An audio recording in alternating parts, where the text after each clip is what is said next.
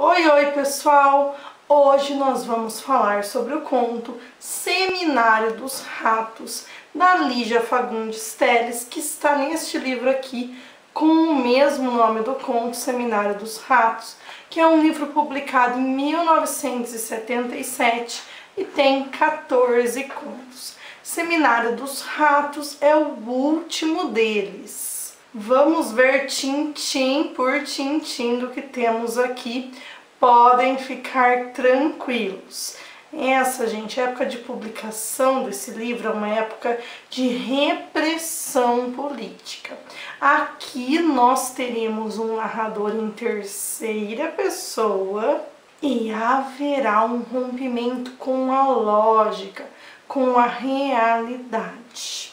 O próprio título vai ficar em aberto. Olha, Seminário dos Ratos. A gente pode entender isso de duas maneiras. É um seminário em que se discutirá os problemas dos ratos, ou é um seminário em que os ratos são participantes. Então, e o que é seminário, né? Seminário é uma reunião onde vai se discutir aí uma série de problemas. Então, nesse seminário dos ratos, vão se discutir sobre os ratos, ou os ratos é que vão ser aqueles que vão fazer uma discussão. Antes de entrarmos na história, para vocês entenderem um pouquinho melhor, é importante dizer que está sendo organizado aqui nesse conto o 7º Seminário dos Roedores, que ocorreria numa casa reformada distante da cidade, no campo, e os responsáveis por esse evento, na verdade o evento é coordenado pelo secretário do Bem-Estar Público e Privado e pelo seu assessor, que é o chefe de Relações Públicas. Ocorre em um país fictício, mas com indícios de que seja um país latino, que aparece a fala bueno aqui no conto. E a situação neste lugar está desesperadora, porque simplesmente o número de ratos em relação ao número de homens é de 100 para 1. O conto, gente, já é aberto com uma epígrafe do Carlos Drummond de Andrade. São os versos finais de um poema chamado Edifício Esplendor, que diz o seguinte: "Que século, meu Deus!" exclamaram os ratos e começaram a roer o edifício. Olhem que interessante os ratos neste poema do Drummond. Os ratos são humanizados, eles são personificados, eles falam. E há uma grande ironia no título do poema, que é Edifício Esplendor, porque o negócio estava em ruínas, sendo comido pelos ratos. Vamos ao início do conto. Atenção que os personagens não são chamados pelos seus nomes, mas pelos seus cargos, e que as descrições são físicas, mas é um físico que mostra muito bem o psicológico de cada um deles.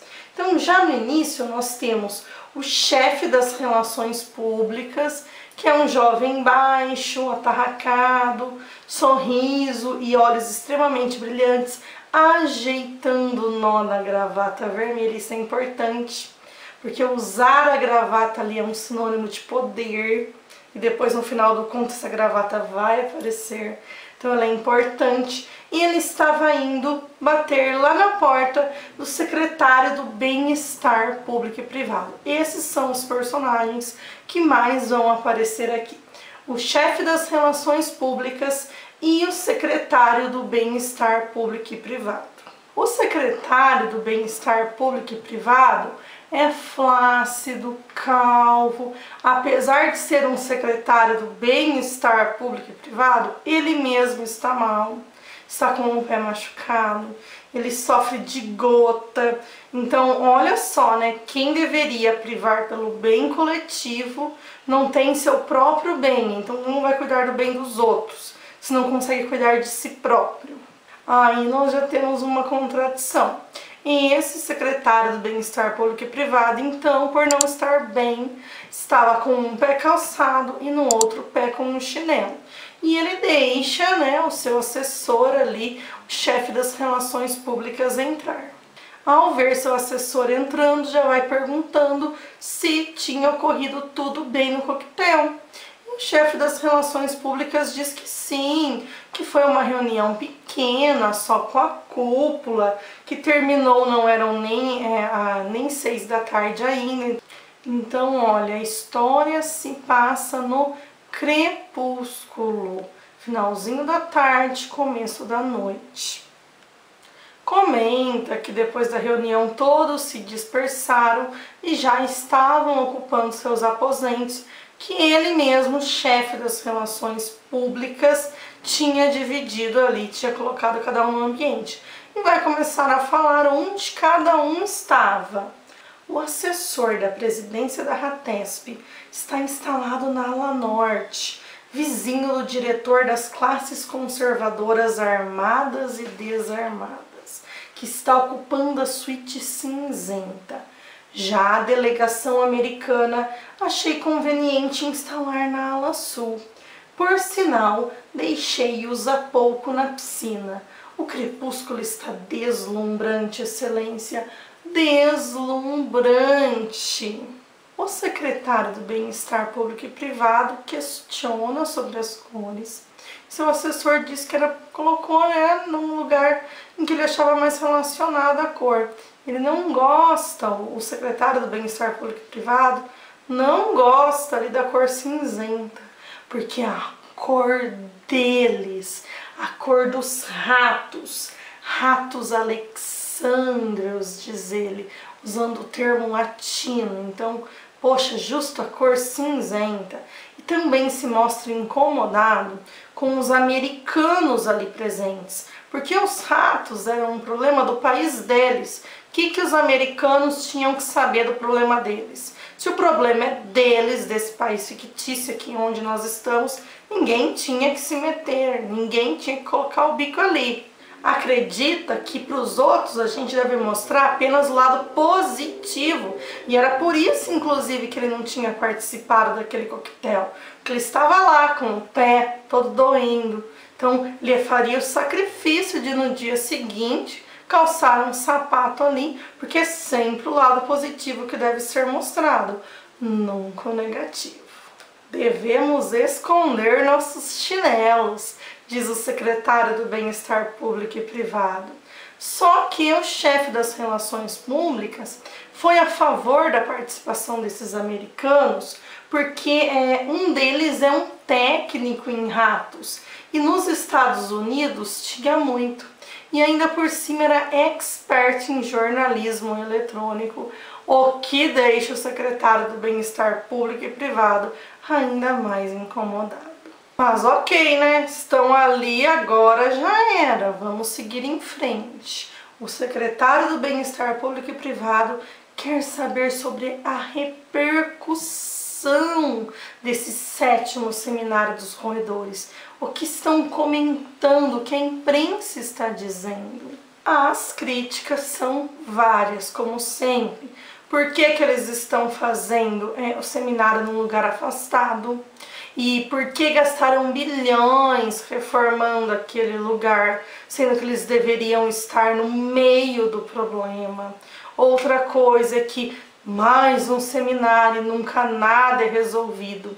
E a população de ratos só vai se multiplicando e nada é feito. Olha só o que é dito, gente. Aquela eterna tecla que não cansam de bater, que já estamos no 7º seminário e até agora nada de objetivo, que a população ratal já se multiplicou 7.000 vezes depois do primeiro seminário, que temos agora 100 ratos para cada habitante, que nas favelas não são as Marias, mas as ratazanas que andam de lata d'água na cabeça, acrescentou contendo uma risadinha.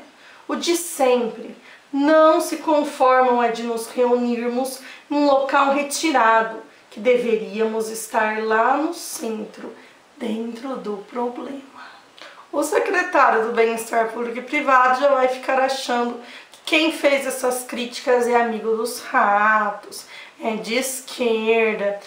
Enquanto conversavam, o secretário ouve um barulho estranho, Mas o chefe das relações públicas não ouve nada, gente. Esse barulho estranho vai ser ouvido pelo secretário mais de uma vez e já é assim um indício do que vai acontecer lá na frente. Desconfiado, o secretário fica imaginando que podem ter instalado algum tipo de gravadora ou microfone ali. No entanto, desconfia até desse americano ali. Mas, no entanto, o chefe das relações públicas confia nesse americano. Diz que ele é convidado do diretor das classes armadas e desarmadas. Só que enquanto o chefe de relações públicas é super confiante, o secretário diz que não confia em ninguém, ou melhor, em quase ninguém. Ele é uma pessoa desconfiada e não é à toa, ele já tem experiência em desconfiança, digamos assim. Aí o secretário pergunta sobre o assessor de imprensa deles, onde ele estava. Vixe, tinha sofrido um acidente e teve que engessar o braço, veja só chegaria no dia seguinte. Poxa, que desgraça! Eles precisavam do assessor de imprensa ali, mas as informações só seriam transmitidas por telefone.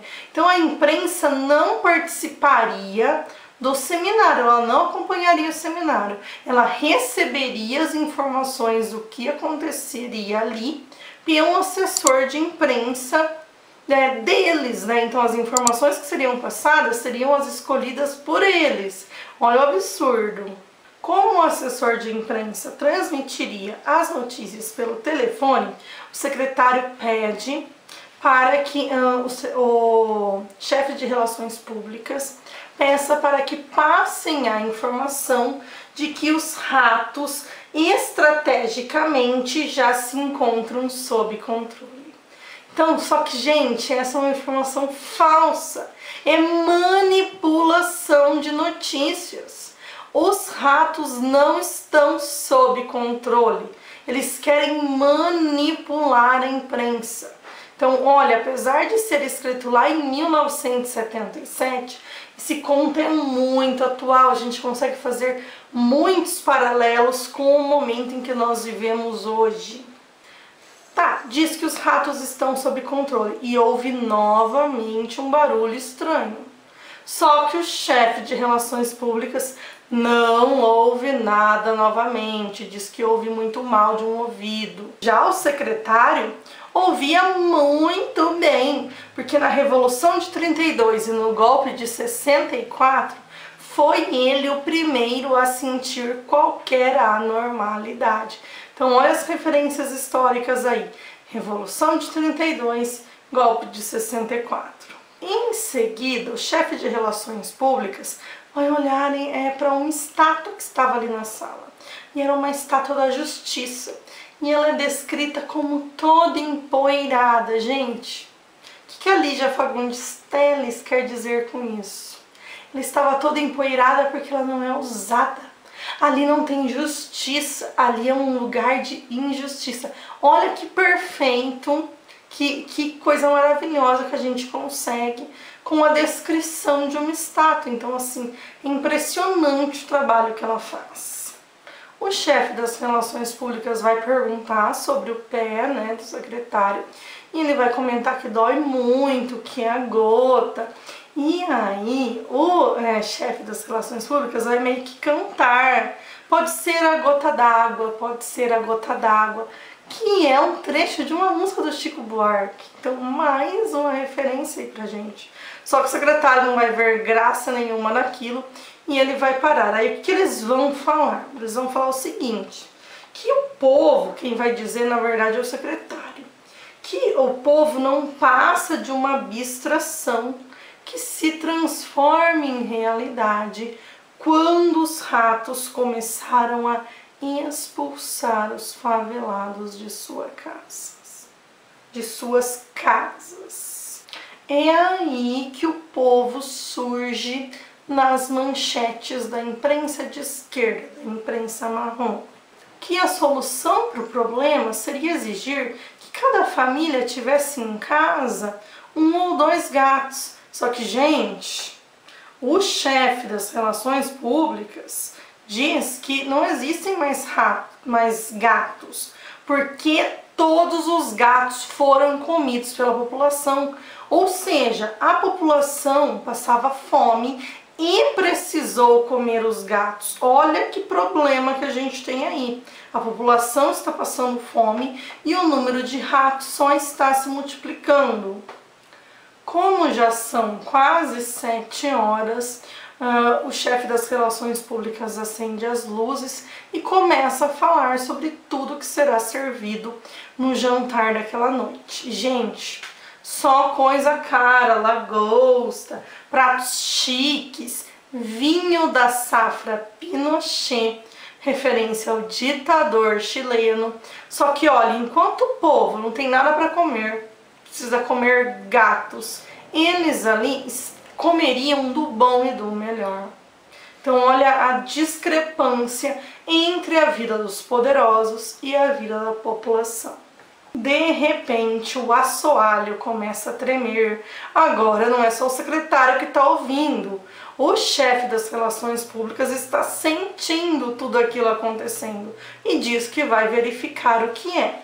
Quando sai e encontra uma americana no caminho, né? Que fazia parte ali da delegação americana, Miss Glória, querendo saber o que estava acontecendo. Depois encontra também o diretor das classes conservadoras, armadas e desarmadas, que questionam o cheiro dali, os barulhos e o telefone mudo. Então, olha, agora eles estão incomunicáveis mesmo. Porque eles estão num lugar isolado e o telefone está mudo. Em seguida, encontra o cozinheiro-chefe, com as mãos todas sujas de suco de tomate, ainda passa pelo avental. Então, olha, a cor vermelha, a cor da esquerda. E esse cozinheiro vai contar que o jantar já era, que os ratos invadiram a cozinha e era um montão de ratos. E foram comendo tudo. Comeram tudo que tinha para o jantar, menos o que estava dentro da geladeira, que obviamente estava dentro da geladeira e que ele não ia ficar mais ali nem um segundo. O chefe das relações públicas disse que ia resolver aquela situação, que o importante era que os convidados não soubessem de nada, que era para o cozinheiro então fazer a comida com as latas que estavam na geladeira e que ele iria buscar mais comida de carro. Só que, gente, como iriam de carro? Não tinha como sair de carro. Por quê? Os funcionários da cozinha tinham fugido com os carros? Não, eles tinham fugido a pé mesmo. É que os ratos tinham comido todos os fios dos carros e os carros não ligavam mais. Então era por isso que os telefones também não funcionavam. Os ratos tinham comido os fios. Olha a situação, os ratos invadiram aquele lugar. Aí do nada, o chefe de relações públicas ouve gritos e vê passando um chinelinho de debrum de pelúcia sendo carregado por ratos. E esse chinelinho era o que o secretário usava. Então, se aconteceu isso com o chinelinho, imagina o que deve ter acontecido com o dono dele. Foi a última coisa que ele viu, porque naquele instante a casa foi sacudida nos seus alicerces e as luzes se apagaram. Deu-se de fato a invasão dos ratos. Quando sentiu a primeira dentada na calça, viu o chefe das relações públicas, viu que a situação era desesperadora, abriu a geladeira, arrancou tudo que tinha lá, as prateleiras, as latas, entrou lá, deixou seu dedinho, né, para a porta não se fechar, mas quando sentiu a primeira agulhada, recolheu o dedo e deixou a gravata ali na porta da geladeira. Então, olha, a gravata, que no início era símbolo de poder, agora é símbolo de sobrevivência. No rigoroso inquérito que se processou para averiguar os acontecimentos daquela noite, o chefe das relações públicas não sabia dizer quanto tempo ficou dentro da geladeira. Só se lembrava que depois ouviu um silêncio imenso. Fez-se um enorme silêncio saiu da geladeira e foi andando pelo casarão, bem devagarinho. Completamente oco estava o casarão, só com as paredes. Começou então um murmurejo secreto que parecia vir da sala de debates, e o chefe das relações públicas teve a intuição de que todos os ratos estavam reunidos ali, como num seminário mesmo. Ele não se lembrava de como ele tinha conseguido chegar no campo, só que correu quilômetros. Quando olhou para trás, o casarão estava todo iluminado. E é assim que a gente termina o conto Seminário dos Ratos. Chama a atenção para os personagens aqui. Nós temos homens com atitudes de ratos, ratos com atitudes humanas, atitudes de homens, com posturas de homens. E o final do conto mostrando realmente a existência dos ratos, que não estavam sob controle coisa nenhuma, que mostram a existência do povo, que são capazes de se rebelar, são capazes de se vingar. Gente, espero que vocês tenham gostado. Inscrevam-se no canal, compartilhem conhecimento. Conto com vocês. Beijos e até a próxima. Tchau!